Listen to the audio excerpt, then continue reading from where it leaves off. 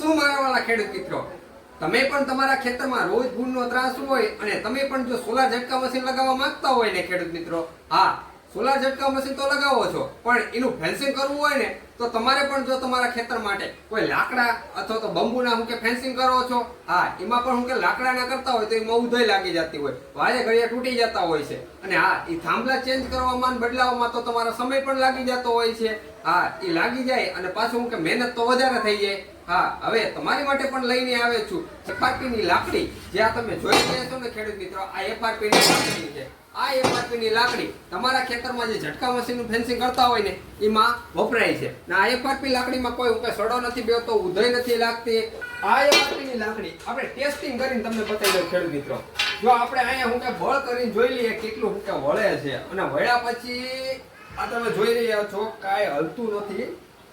હવે આ તમે જોઈ રહ્યા છો એવી ને એવી મટીરિયલ થોડીક હું કે વળે છે, પાછી હતી ને એવી ને તૂટવાની તો નામ જ નથી, કેમ કે આને ગમે એવું હું કે FRP ના મટીરિયલમાંથી બનાવેલી છે. તમે જોઈ રહ્યા છો અહીંયા આપણી પાસે.